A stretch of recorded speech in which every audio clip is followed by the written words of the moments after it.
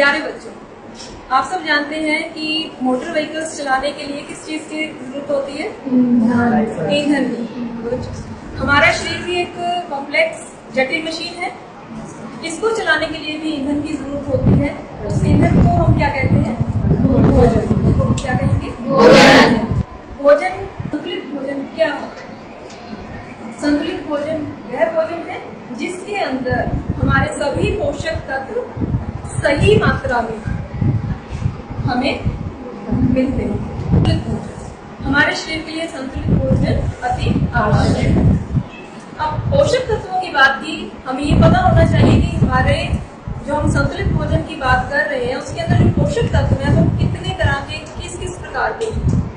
तो आज का जो हम विषय ले रहे हैं वो है पोषक तत्व, न्यूट्रिएंट्स जिसको हम कहें। हमारे शरीर में दो तरह के पोषक तत्व होते हैं, एक मेजर न्यूट्रिएंट्स और एक होते हैं माइक्रो न्यूट्रिएंट्स।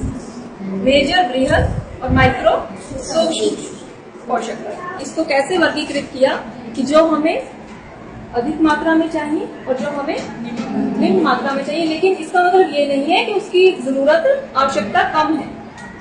उसकी आवश्यकता बृहद से अत्यधिक है क्योंकि वह हमारे शरीर में निर्माण नहीं हो पाता उनका और हमें वो बाहर से लेने पड़ते हैं। तो पोषक तत्वों में अगर हम बात करें, सबसे पहले हम लेते हैं कौन सा पोषक तत्व?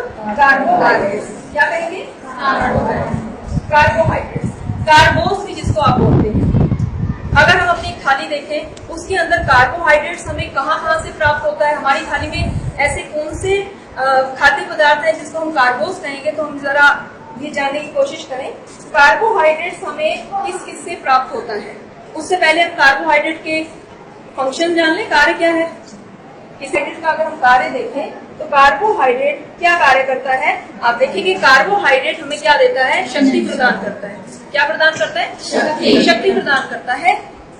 1 ग्राम कार्बोहाइड्रेट हमें 4 कैलोरी शक्ति प्रदान करता है। कार्बोहाइड्रेट हमें किस किस से मिलता है प्राप्त?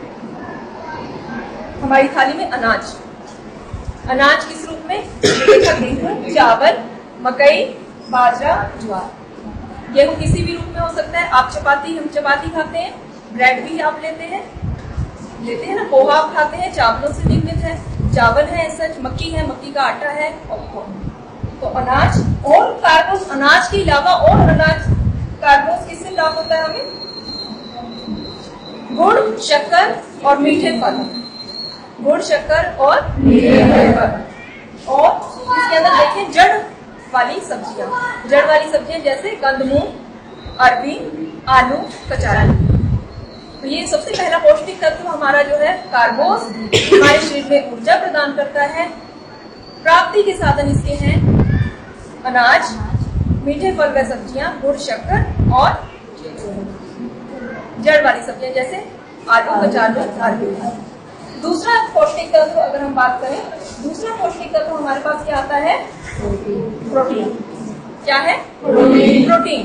प्रोटीन शरीर का निर्माण करता है। जैसे एक बिल्डिंग को बनाने के लिए क्या चाहिए?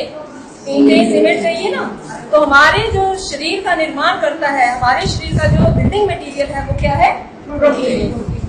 तो प्रोटीन का कार्य क्या है शरीर में? शरीर का निर्माण करना और टूटे फूटे तंतुओं की मरम्मत करना। प्रोटीन की प्राप्ति का साधन क्या है? तो प्रोटीन हमें किससे प्राप्त होता है? उत्तम, अति उत्तम सोर्स है वो क्या है प्रोटीन का? अंडा, मांस, मछली।